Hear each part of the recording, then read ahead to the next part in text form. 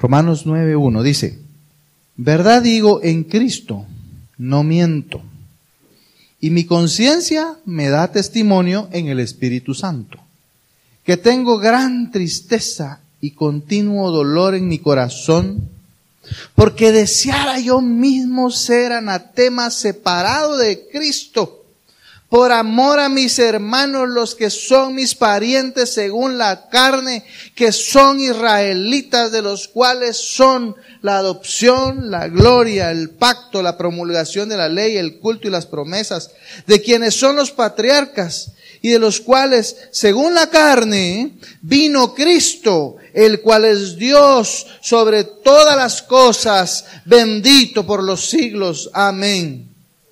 No que la palabra de Dios haya fallado, porque no todos los que descienden de Israel son israelitas, ni por ser descendientes de Abraham son todos hijos, sino en Isaac te será llamada descendencia.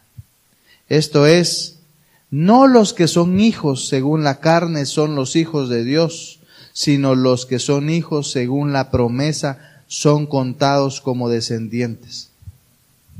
Porque la palabra de la promesa es esta: por este tiempo vendré y Sara tendrá un hijo. Y no solo esto, sino también cuando Rebeca concibió de uno, de Isaac nuestro padre, pues no había aún nacido, ni había hecho aún ni bien ni mal, para que el propósito de Dios conforme a la elección permaneciese, no por las obras, sino por el que llama. Se le dijo: el mayor servirá al menor, como está escrito: a Jacob amé, mas a Esaú aborrecí. Muy bien, vamos a dejarlo aquí por ahora.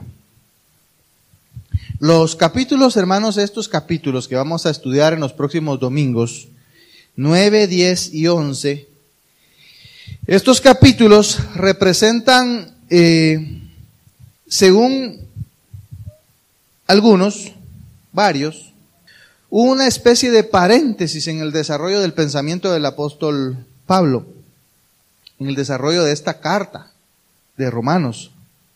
De hecho, algunos han dicho que hubiera sido hasta más coherente, digamos, la escritura de esta carta si del 8 de una vez se hubiera saltado al 12, ¿no? Así han dicho algunos. Ahora, podemos decir entonces que estos capítulos del 9 al 11 son un paréntesis, una especie de paréntesis, que nos muestra, hermanos, este paréntesis nos muestra el lugar de Israel en el plan de Dios para la salvación de la humanidad a través de Cristo. Y entonces se puede apreciar, hermanos, por varias razones que lo vamos a ir quizás desarrollando, pero se puede apreciar por lo menos en la cantidad de veces que aparece la palabra Israel. Fíjese que en estos pasajes aparece 11 veces la palabra Israel y no se usa en el resto de la carta, pero se usa 11 veces en estos 3 capítulos. Y esto ya nos va dando una idea, entonces, hermanos, general, del tema de estos 3 capítulos, que es Israel en el plan de salvación de la humanidad. Israel. Estos 3 capítulos, hermanos, se deben estudiar como un todo. Debemos de tener cuidado de no sacar conclusiones antes de haber estudiado en su conjunto este pasaje. No puedo estudiarle en su conjunto, no da tiempo. En algún momento pensaba, ¿cómo le voy a hacer para entrarle al capítulo 11 de una vez? Porque me gustaría, pero me di cuenta que no podía. Muy poco el tiempo. Resumir no hubiera podido. Entonces ustedes tal vez hubieran quedado diciendo, el hermano evadió todos los temas que ahí habla, ¿no? No quiero evadir ninguno de los temas que están ahí, así que lo vamos a seguir enfrentando poco a poco, pero me voy a ir adelantando algunos pasajes para ir teniendo un marco equilibrado en el estudio que vamos a ir haciendo de estos 3 capítulos. Se deben tomar en conjunto, no podemos sacar conclusiones antes de estudiarlo en su conjunto. Para Pablo, hermanos, era importante hablar de su pueblo. Por un lado, hermanos, porque al apóstol Pablo le afectaba en su interior ver la incredulidad de ellos.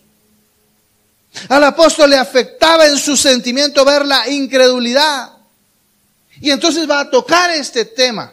Pero por otro lado también, hermanos, pareciera que los primeros creyentes de Roma, de la iglesia en Roma, eran judíos. Sin embargo, y le cuento esto porque me ayuda a entender un poco algunas cosas en mi mente, es que los primeros creyentes eran judíos, pero allá aproximadamente en el año 49 después de Cristo, hubo un decreto de Claudio, uno de los emperadores, que ordenó que expulsaran de Roma a los creyentes judíos. Entonces esto los obliga a salir de la ciudad, y entonces la iglesia terminó siendo mayormente gentil. Ya no había, aunque inicialmente habían judíos, posteriormente vemos que termina siendo una iglesia gentil. Pero sin embargo, hermanos, en la fecha en que se escribe esta carta, el edicto de Claudio podría haber quedado sin efecto. Así que algunos judíos retornaron a Roma, a la iglesia, y entonces estaba provocando alguna especie de tensión ahí dentro de la iglesia. Y entonces el apóstol Pablo se ve en la necesidad, hermanos, de hablar de Israel, de los judíos, ¿verdad? Y cómo Israel entra, hermanos, el pueblo de Israel entra en el plan de salvación de Dios para la humanidad a través de Cristo. Entonces, Pablo inicialmente vemos acá, hermanos, que pone todos sus sentimientos en esta introducción. Pablo pone todos sus sentimientos en este tema y muestra su profundo fervor, hermanos, por la salvación de su pueblo Israel. Mire cómo dice los primeros 3 versículos, verdad digo, es decir, empieza diciendo inicialmente, hermano, que no está mintiendo. Que de verdad el sentimiento que él tiene para con su pueblo es genuino. Y dice, verdad digo en Cristo, no miento. Y mi conciencia me da testimonio en el Espíritu Santo. Pone hasta ahí, ¿no? Un testimonio del Espíritu Santo. Y dice, estoy tranquilo en mi conciencia, no estoy fingiendo. No estoy fingiendo un interés por Israel. Es genuino.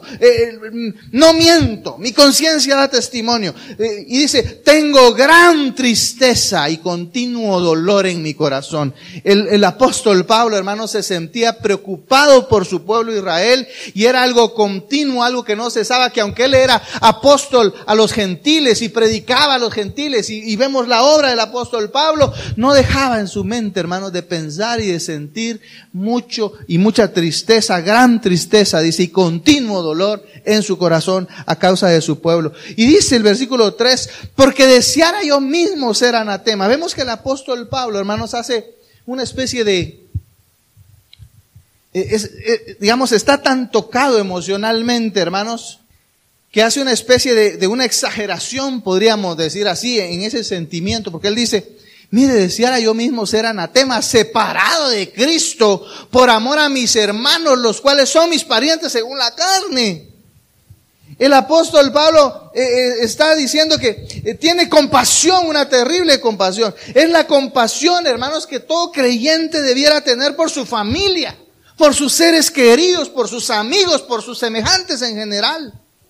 El apóstol casi está diciendo, mire, si yo me tuviera que separar de Cristo y ya no seguir a Cristo, pero si eso hiciera que mi familia, mis hermanos, los israelitas, llegaran al Señor, yo estaría dispuesto a sacrificar eso. ¿Cómo lo pensaría usted? ¿Cuántos estarían dispuestos? Yo me sacrifico para que toda mi familia reciba al Señor. Yo me voy al infierno.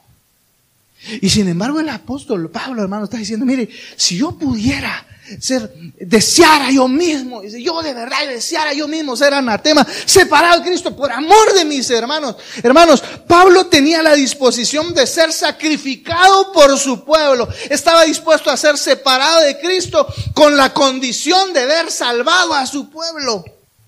Hermanos, cuán intenso, pregunto, cuán intenso es nuestro anhelo por ver salvados a los nuestros. Pues yo ya soy salvo ya. Yo ya les he hablado, pero el apóstol Juan dice, allá en primera epístola de Juan, capítulo 3, versículo 16, dice, en esto hemos conocido el amor en que Él puso su vida por nosotros, también nosotros debemos poner nuestra vida por los hermanos. Entonces la pregunta es, ¿qué sacrificios estaríamos dispuestos nosotros a hacer por ver la salvación de nuestra familia, hermano? Por eso digo que él hace una especie de exageración, el apóstol Pablo, ¿no? Y ahí vemos el sentimiento de él, ¿verdad? El sentimiento de él. Y en todo este pasaje es más o menos así, ese mismo sentimiento, ¿no? Por eso usted va a ver los ejemplos que él pone ahí en estos capítulos 9, 10 y 11 son hasta así, un poco exagerados, como muy extremistas, pudiéramos pensarlo. ¿Qué estaríamos dispuestos nosotros a hacer? A sacrificar. Es que no tengo tiempo para visitarlos. Es que fíjese que viven muy lejos. Es que mire, nos peleamos hace tiempo, fíjese, ya no. Y nunca nos reconciliamos. Pablo pone todos sus sentimientos en su introducción en este tema, hermanos, y muestra su profundo fervor entonces por la salvación de su pueblo. Ahora, vemos a continuación también que el apóstol tenía un gran respeto por su pueblo. No es porque, es decir, porque alguien podría decir, no, si él era el apóstol a los gentiles, andate a tus gentiles, vos aquí no. Él muestra, hermanos, un tremendo respeto hacia su pueblo. Versículos 4 y 5 dice, que son israelitas, de los cuales son ¿qué? La adopción, la gloria, el pacto, la promulgación de la ley, el culto y las promesas, de quienes son los patriarcas y de los cuales según la carne vino Cristo, el cual es Dios sobre todas las cosas. Mire, hermano, Cristo es Dios, Jesucristo es Dios. Bendito por los siglos. Amén. La eternidad, ¿no? De Dios. Entonces vemos que el apóstol acá, hermanos, no niega ese lugar de Israel en el plan y propósito de Dios para salvar al mundo. Es que, hermanos, de los judíos es que Dios determinó que iba a venir el Cristo. Dios determinó que vendría Cristo, que es Dios encarnado. Podríamos decir que la gloria más grande de los judíos, hermanos, es que de ellos vino el Salvador del mundo. Esa es la gloria más grande que los judíos, que una nación podría tener, que un pueblo podría tener, que una familia podría tener.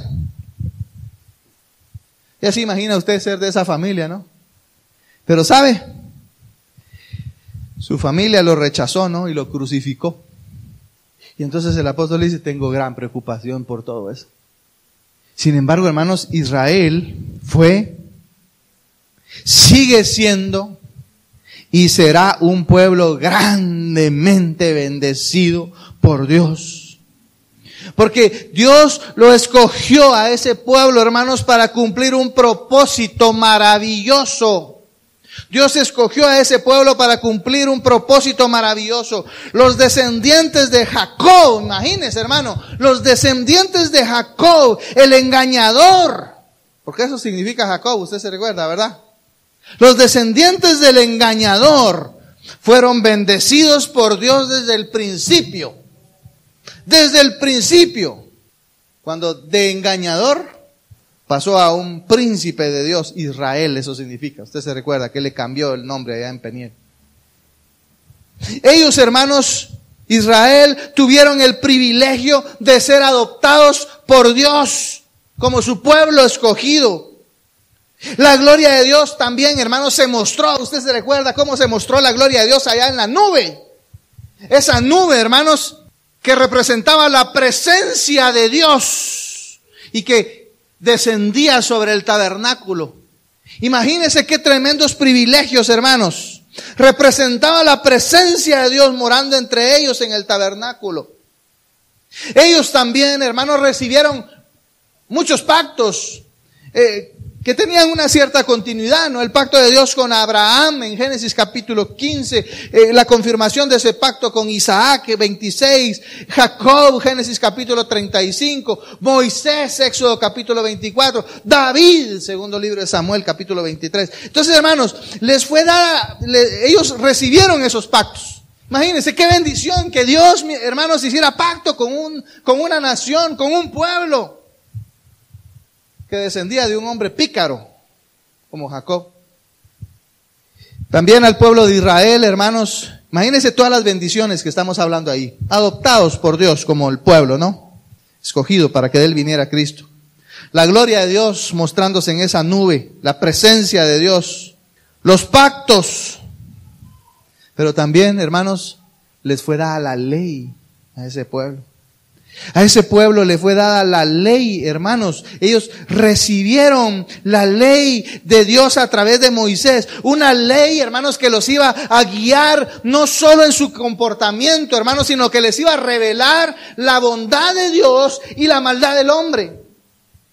Ellos también, hermanos, tenían el privilegio de un culto verdadero a Dios, al Dios verdadero.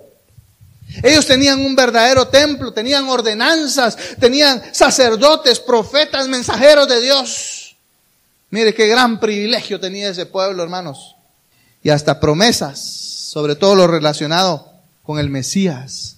Las encontramos en Génesis capítulo 3, 49, Salmos 2, 1 y 2, 16, Isaías capítulo 7, Miqueas capítulo 5. Esas promesas de Dios, hermanos, para su pueblo en relación con el Mesías. Y entonces esto nos pone a Israel, hermanos, en el plan de salvación de Dios para el mundo. Con todos esos privilegios, entonces uno se podría preguntar, ¿por qué los judíos, hermanos, no reconocieron a Jesús como ese rey prometido? ¿Por qué no lo reconocieron? ¿Qué estaban realmente esperando ellos? ¿Será que Dios falló en su palabra? ¿Habrá fallado Dios en su palabra? Y entonces Pablo lo declara con firmeza, versículos 6 al 8. Y dice, porque no todos los que descienden de Israel son israelitas, ni por ser descendientes de Abraham son todos hijos, sino ¿en qué? En Isaac te será llamada descendencia, esto es, no los que son hijos según la carne son los hijos de Dios, sino los que son hijos según la promesa son contados como descendientes. Las promesas de Dios, hermanos, son efectivas y están aún vigentes. Dios está cumpliendo su promesa a Abraham, es lo que el apóstol Pablo nos está diciendo acá. ¿Cuál fue la promesa de Dios a Abraham? En tu simiente serán benditas de la tierra. La promesa de Dios se sigue cumpliendo, está vigente todavía esa promesa de Dios. Y ustedes, hermanos, es lo que el apóstol le está diciendo acá. Nosotros, hermanos, somos parte de ese cumplimiento de la promesa de Dios a Abraham.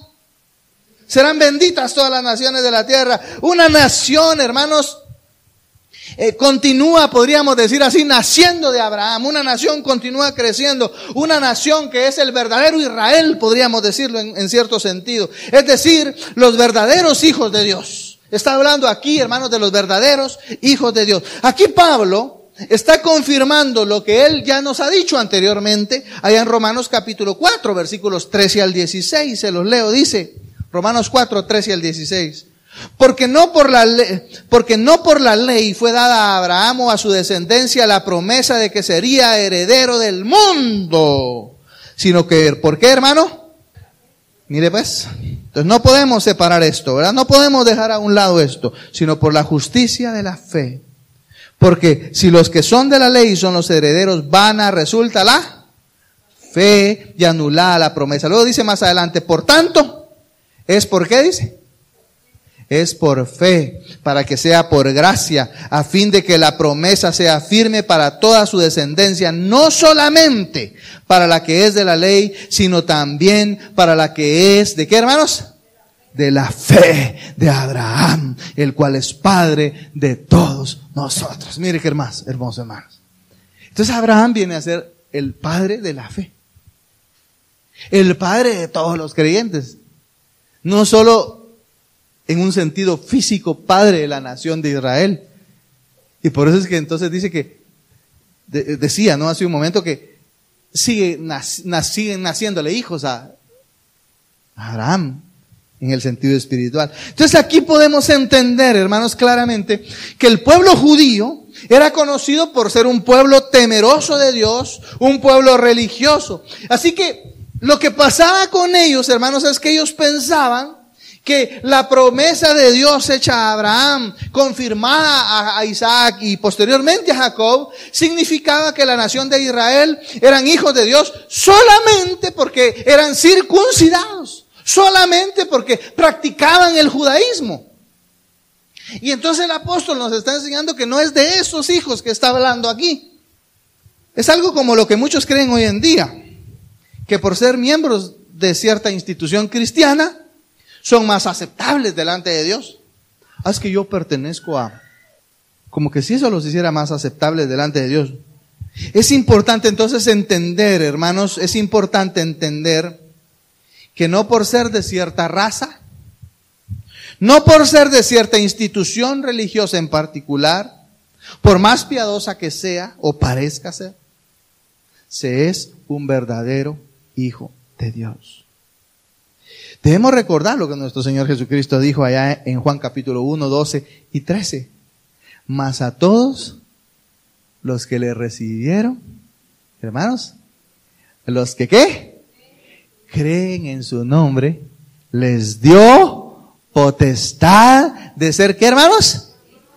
Hijos de Dios, los cuales no son engendrados de sangre ni de voluntad de carne, sino de voluntad de varón, ni de voluntad de varón, sino de Dios. Entonces, por eso el apóstol dice claramente en el versículo 7 de nuestro pasaje que estamos estudiando, 9:7, ni por ser descendientes de Abraham, dice, ¿son qué? Todos hijos. Y luego explica, sino en Isaac, le dice, te será llamada descendencia. Algunos hoy en día, al igual que los judíos, hermanos, confían en sus piadosos antepasados, ¿no? Y aquí vamos a quitar un pensamiento que algunos hemos tenido en algún tiempo quizás. Confían en sus piadosos antepasados para salvación, ¿no? Es que mis papás eran cristianos de fe, fíjese. Me dicen algunos, ¿verdad? Mis papás eran cristianos de fe. Mi esposa, mire, es una mujer de fe, me dijo algo. Como quien dice que porque tuvimos papás de fe o tenemos un esposo o una esposa de fe, entonces eso nos hace hijos de Dios, ¿no? Casi ya somos hijos de Dios allá a la par de nuestro Padre, sí. Mire, hermano, vamos a Romanos 2, por favor, 28 y 29, ahí vamos a leer otro pasaje de lo que nos enseña el apóstol Pablo en relación a esto. Romanos 2, 28 y 29 dice, pues no es judío el que lo es, ¿qué? Exteriormente. Ni es la circuncisión la que se hace exteriormente en la carne, sino que es judío el que lo es ¿en qué? Lo interior. Y la circuncisión es la del ¿qué? Corazón, en espíritu, no en letra, la alabanza del cual no viene de los hombres, sino de Dios. Entonces, hermanos, usted se recuerda cuando estudiamos este capítulo 2, aprendimos que podemos diagnosticar una fe vacía, así se llamaba el tema, diagnosticando una fe vacía. Podemos diagnosticar una fe vacía, hermanos, cuando existe una postura hacia la palabra de Dios, una postura que es solamente teórica. Sabemos de la palabra, ¿no? Pero no hay práctica. Entonces una fe vacía se puede diagnosticar a través de una fe teórica, una postura hacia Dios, hacia la palabra teórica. Y vimos también que se diagnostica una fe vacía, hermanos, cuando existe una actitud de superioridad y de jactancia en el interior, ¿no? Como quien dice, yo soy superior allá a todos los que están allá. Pero aquí también podríamos agregar, hermanos, que se puede diagnosticar una fe vacía cuando se piensa que se puede vivir la fe a través de otros. Entonces, para probar este punto, hermanos, de lo que está diciendo el apóstol Pablo, de que no por ser descendientes de Abraham son todos hijos, el apóstol nos va a presentar acá dos ejemplos. El apóstol nos va a poner dos ejemplos. Y el primero lo encontramos de los versículos 7 al 9. Leamos, dice, en Isaac te será llamada, ¿qué? Descendencia, esto es, no los que son hijos según la carne son los hijos de Dios, sino los que son hijos según la promesa son contados como descendientes, porque la palabra de la promesa es esta: por este tiempo vendré y Sara tendrá un hijo. Debemos recordar, hermanos, que cuando Dios le dio la promesa a Abraham, tenía dos hijos. ¿Quiénes eran estos hijos? Ismael e Isaac, ¿no? Ismael había nacido, hermanos, a través de ¿quién? De la esclava, ¿cómo se llamaba? Agar. Pero durante ese tiempo, hermanos, cuando Sara no había podido tener un hijo, es decir, y Abraham no había podido tener un hijo con Sara, la misma Sara le insiste a Abraham y le dice, mira, intentemos tener un hijo, pero como yo no puedo, ya mi tiempo ya pasó, entonces agarra ahí la esclava con ella. Pero pocos años después, hermanos, Dios le habló a Abraham y le dijo, mira, le dijo, no es él, le dijo, no es él. Y entonces Abraham le habla y le indica que Sara iba a tener un hijo. Y le dice, ella va a tener un hijo. El hijo prometido entonces, hermanos, iba a venir de Sara, no iba a venir de Agar. Y entonces aquí encontramos un doble punto. El punto número 1 que encontramos acá, hermanos, es que los hijos de la carne no son los hijos de la promesa. Los hijos de la carne no son los hijos de la promesa. De hecho, el nacimiento de Ismael se debió al esfuerzo humano. Y encontramos, ¿no?, que se debió al esfuerzo humano. Ismael, hermanos, fue enteramente, podríamos decir así, producto de los planes humanos, ¿no? Es como cuando nosotros hacemos nuestros propios planes, ¿no? Y queremos echarle una manita a Dios, ¿no? Queremos echarle una ayudita a Dios, un empujoncito a Dios. Sara estaba tratando de hacer cumplir la promesa de Dios por sus propias fuerzas, por su esfuerzo, por sus propias obras. Y entonces, hermanos, Ismael viene a representar a todos aquellos que buscan llegar a ser hijos de Dios por sus propias obras y por su propio esfuerzo humano. Y entonces el apóstol Pablo le dice a Tito, capítulo 3, versículo 5, le dice, nos salvó no por obras de justicia que nosotros hubiéramos hecho, sino que por su misericordia, por el lavamiento de la regeneración y por la renovación en el Espíritu Santo. Entonces, hermanos, encontramos aquí que los hijos de la carne no son los hijos de la promesa. Entonces, para decir que Ismael es hijo según la carne, es hijo según el esfuerzo del ser humano, no es hijo de la promesa, porque Dios le dijo a Abraham, en Isaac, ¿qué? Te será llamada descendencia. Entonces el primer punto es, los hijos de la carne no son los hijos de la promesa, pero el segundo es, los hijos de la promesa, hermanos, son la verdadera simiente. Los hijos de la promesa son la verdadera simiente. Isaac, por su lado, era el hijo que Dios le había prometido a Abraham. Era el hijo a través del cual, hermanos, se iba a cumplir la promesa de Dios. Isaac era ese hijo a través del cual se iba a cumplir. Este hijo iba a nacer de manera milagrosa, nació de manera milagrosa, nació por la gracia de Dios, ya que tanto Abraham, usted se recordará, hermanos, tenía 99 años cuando nació, y Sara tenía alrededor de 90, si mal no recuerdo, ¿no? Era imposible para ellos tener un hijo debido a su edad. Pero ese hijo, hermanos, la palabra de Dios nos enseña en Hebreos capítulo 11, versículo 11, que ese hijo, hermanos, nació por la fe. Realmente, hermanos, es hermoso comprender que una persona llega a ser hijo de Dios por la fe en las promesas de Dios. Gálatas, por favor, vea conmigo para entenderlo un poco mejor. Gálatas capítulo 3, versículos 26 al 29. Gálatas 3, 26 al 29 dice. Gálatas 3, 26 al 29 dice. Pues todos sois hijos de Dios, ¿por qué? En Cristo Jesús. Porque todos los que habéis sido bautizados, ¿en qué, hermanos? Y ustedes se recuerdan qué dijimos que significaba eso de ser bautizados en Cristo.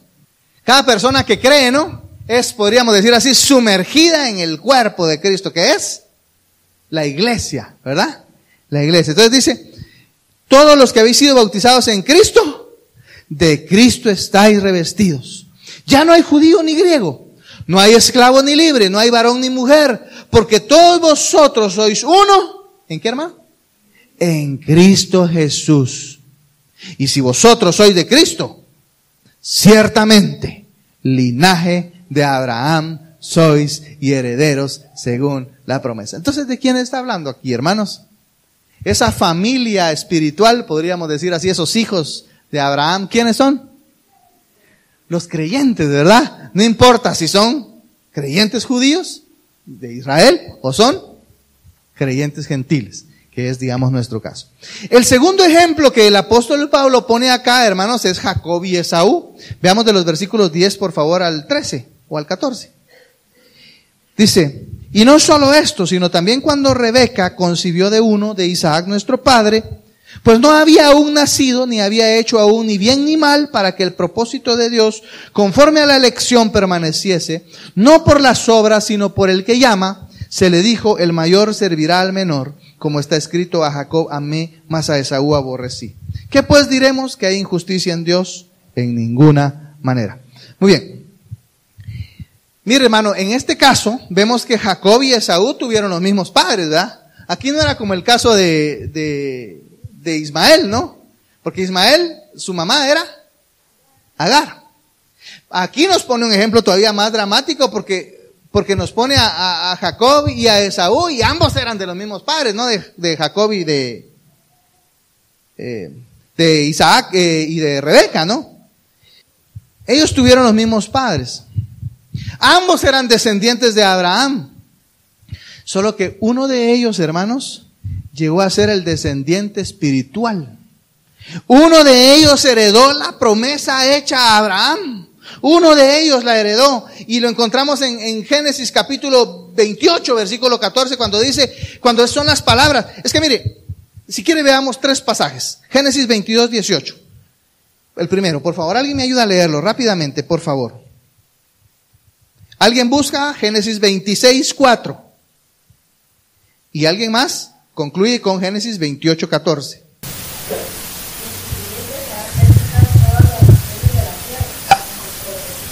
¿A quién le está hablando ahí en Génesis 22? A Abraham. Ok, Génesis 26, 4.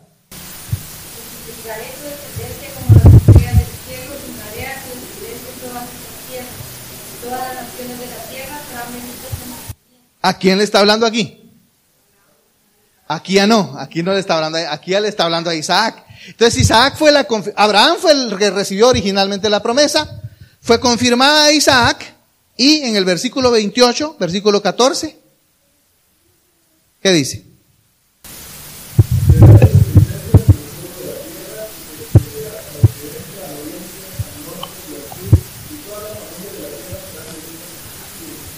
¿A quién le está hablando aquí? A Jacob. Entonces vemos acá como de Abraham pasa a Isaac y a Jacob, ¿verdad?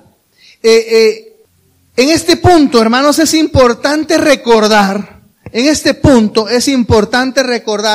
que este capítulo, al igual que el capítulo 10 y 11, lo dije al principio, hermanos, nos muestran cómo Israel es el pueblo escogido de Dios a través del cual se iba a cumplir y se cumplió la promesa de Dios en relación con Jesucristo, en relación con el Salvador. Y el apóstol Pablo se lo explica a los Gálatas, capítulo 3, versículo 16, cuando le dice que cuando les habla de la simiente, ¿está hablando de quién?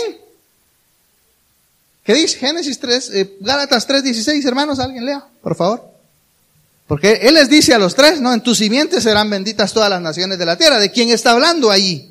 De Cristo está hablando. Entonces cuando le dice a Abraham, a Isaac y a Jacob, mira, en tus simientes serán benditas todas las naciones de la tierra, en realidad lo que le estaba diciendo es que en Cristo iban a ser benditas todas las naciones de la tierra, ¿o no? En Cristo, hermanos, es que hay salvación para el mundo, para todas las naciones de la tierra, no solo para el pueblo de Israel. Entonces, sin embargo, Israel entonces viene a ser el instrumento escogido de Dios para traer de sí, de su pueblo, al Salvador del mundo, al Mesías, que es Cristo, ¿verdad? Es Cristo. Pero debemos recordar entonces en este capítulo, hermanos, en este momento, que estos capítulos nos muestran cómo Israel es el pueblo escogido de Dios a través del cual se cumple esa promesa en relación con el Salvador. Es decir, no está hablando, hermanos, porque este pasaje es quizás uno de los bastante mal interpretados en la iglesia de hoy en día.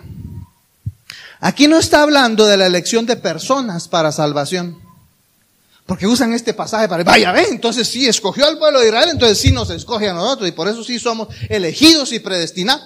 Y nos vamos por una ruta bien torcida. Pero vemos el contexto aquí, está hablando de Israel, hermano.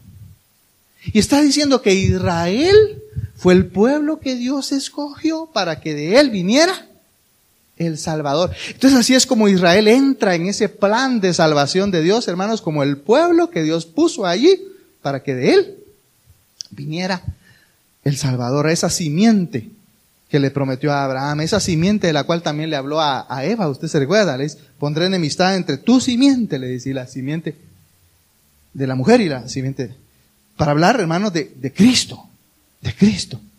Entonces, ni Jacob, hermanos, bueno, Jacob entonces llegó a ser el padre de la nación de Israel. Fue a través del pueblo de Israel, hermanos, a través de ese pueblo que vino, que iba a venir el Mesías. Y esa elección de Dios, hermanos, no fue debido a los méritos de Jacob. No fue debido a los grandes méritos de Jacob. Si recordemos cuál era su nombre, Jacob, que significa, o no engañó a su hermano para robarle la primogenitura ahí con unos platos, o no engañó a su papá para robarle la bendición después. ¿Ah? ¿Verdad? ¿Verdad? Y luego estuvo jugando ahí medio al engaño también con Labán, ¿no? Cuando le ponía unas varas ahí para ver si parían del color que él quería y jugando ahí, ¿no? Y luego lo engañaron a él porque le dieron a la mujer que él no quería. O sea, es una vida de engaño, ¿no? Entonces no fue por méritos de Jacob que Dios lo escogió a él para cumplir esa función, sino fue, hermanos, por la pura gracia de Dios. Y eso lo explica en el versículo 11 cuando dice, mire, pues no había aún nacido, dice, ni había hecho aún ni bien ni mal, para que el propósito de Dios conforme a la elección permaneciese, no por las obras, sino ¿qué? Por el que llama. Entonces es importante entender, hermanos, que ni Jacob ni Esaú merecían la misericordia de Dios. Ninguno de los dos la merecía por sí mismo. En todo caso, lo hubiera merecido más Esaú que Jacob, ¿no es cierto? Le hubiera merecido más el esforzado Esaú. Usted se recuerda que él era el que salía a trabajar, ¿no? Y se iba. Y el otro pues se quedaba en la casa y cocinaba un poquito con la ayuda de la mamá, el consentido de la mamá, ¿no? En todo caso, si hubiera sido de merecer, Esaú hubiera tenido que ser el elegido, ¿no? Un hombre cazador, un buen hijo que cuidaba de su padre Isaac, ¿no? Pero ¿sabe? Ningún hombre merece la misericordia de Dios. Así que Él tiene misericordia. ¿Por qué tiene misericordia Dios, hermanos? Dios tiene misericordia porque está en su naturaleza, hermano. Él es misericordioso. Él es misericordioso, y porque Él es misericordioso, entonces Él tiene misericordia. Es su naturaleza, Él es un Dios misericordioso. Y entonces Pablo usa a los dos hijos, hermanos, para llegar al mismo punto que enfatizó allá con Isaac. Y lo que él está queriendo decir es que el verdadero hijo de Dios no pertenece a una raza, no pertenece a una institución en particular, ni tampoco ha hecho grandes obras para merecer la promesa y el favor de Dios. No la merece.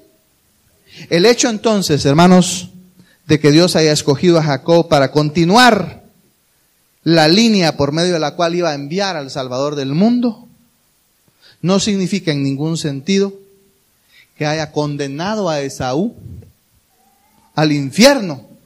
No está hablando de eso, porque también a veces se piensa eso, ¿no? No es que en ningún sentido significa que Dios haya elegido a Jacob para continuar con la línea a través de la cual vendría el Salvador, no significa una condenación al infierno para Esaú. Acá no está hablando de elección para salvación, como no lo hablaba tampoco en el capítulo 8 y lo vimos, sino está hablando de la elección de una línea para el cumplimiento de su plan salvador para el mundo, de su plan de salvación a través de Cristo. De hecho, hermanos, al ver la manera como el mismo Esaú perdonó a Jacob, usted se recuerda, a mí me da la idea de que en realidad Esaú era un hombre de fe. ¿Usted recuerda cuando se encuentran, no? Allá, y le empezó a mandar Jacob unas ovejas y unas no sé qué para ir aplacándole la ira, según él, ¿no? Pero cuando se encuentran, ¿qué hizo Esaú? Lo perdonó, lo abrazó, venite allá conmigo, vamos a vivir allá cerca, juntos. Y le dijo a Jacob, no, mejor me quedo por aquí. ¿Ah? Por aquí me voy a quedar yo, ahí me voy a ir detrás tuyo, porque ahí las ovejas van lento y no sé qué. Y le metió todo un cuento, porque al final no era cierto, ¿va? Y se quedó a vivir por ahí. Pero a mí me da la idea, hermanos, de que en realidad Esaú era un hombre de fe por la manera como él actuaba. Ahora, el mismo apóstol, hermanos, nos va a decir más adelante algo importante que no podemos dejar de mencionar ahora para evitar ese entendimiento, evitar torcer nuestro entendimiento en relación a este pasaje. Vea por favor los versículos 30 al 33, porque así es como termina el capítulo que no vamos a poder terminar de ver hoy, pero que vamos a dar un brinquito aquí solo para completar la idea en nuestra mente de lo que yo le estoy tratando de enseñar. Dice el capítulo 9, versículo 30, ¿qué pues diremos? Que los gentiles que no iban tras la justicia han alcanzado la justicia, es decir, la justicia que es, ¿por qué, hermanos? Por fe. Mas Israel, que iba tras una ley de justicia, no la alcanzó. ¿Por qué? Porque iba tras ella, ¿qué? No por fe, sino por obras de la ley. Pues tropezaron en la piedra de tropiezo, como está escrito, he aquí pongo en Sión piedra de tropiezo y roca de caída. ¿Y de quién está hablando ahí, hermanos? De Cristo. Y dice, y el que creyere en Él no será avergonzado. Entonces nos remata este capítulo 9 para decirnos, hey, cuidado con pensar en la elección para salvación.